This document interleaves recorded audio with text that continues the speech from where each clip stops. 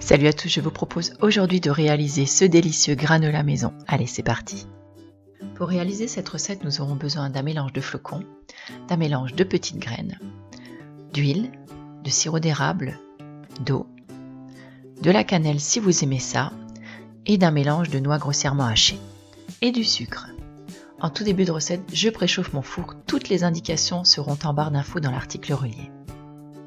On commence cette recette en préparant le sirop qui va venir napper nos petites graines et nos flocons.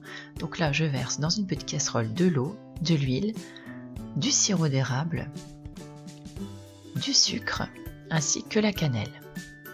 Et je mélange.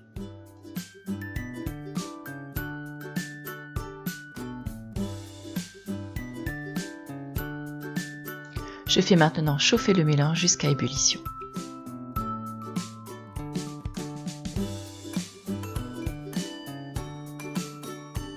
On passe maintenant à la préparation des flocons.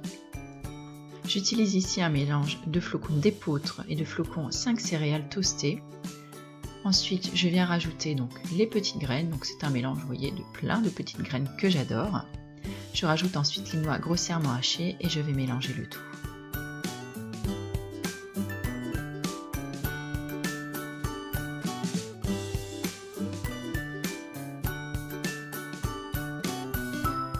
Le sirop est maintenant prêt, je vais venir l'incorporer dans notre mélange de graines.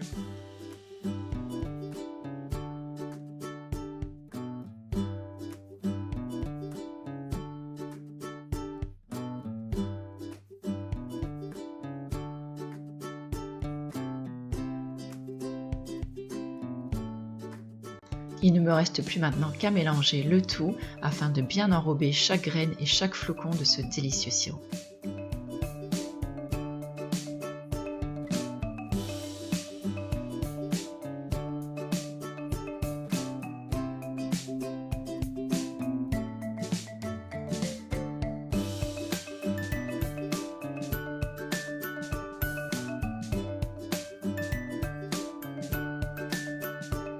Je dépose maintenant la préparation sur une plaque allant au four recouverte d'un papier cuisson et je vais venir bien l'étaler afin qu'elle puisse dorer de tous les côtés.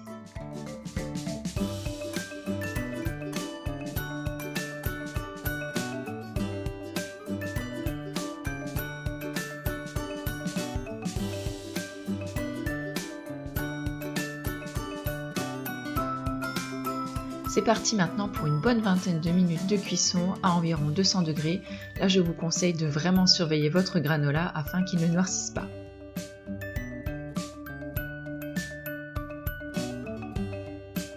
Ça sent délicieusement bon dans la cuisine, le granola est prêt. Je dispose maintenant ma plaque sur une grille afin de la laisser complètement refroidir.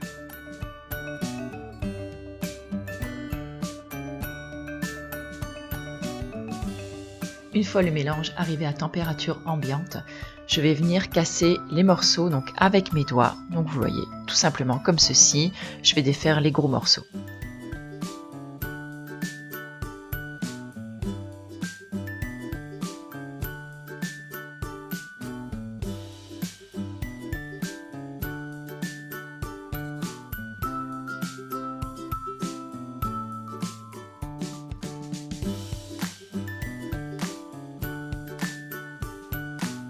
Par pure gourmandise, je rajoute du quinoa soufflé et des pépites de chocolat.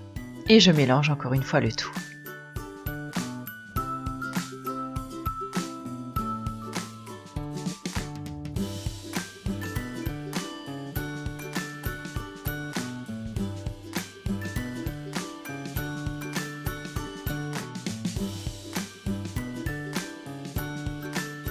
Ça y est, mon granola est maintenant prêt. Il ne me reste plus qu'à le transvaser dans un pot hermétique.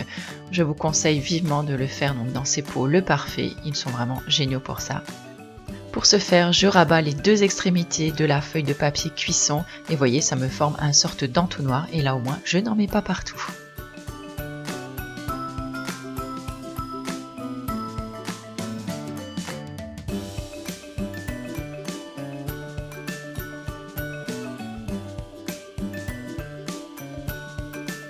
Je vous conseille de tester de toute urgence cette recette. Ce granola est absolument délicieux, que ce soit au petit déjeuner ou au goûter, accompagné de quelques fruits et d'un petit peu de yaourt ou de lait végétal, et franchement vous allez vous régaler.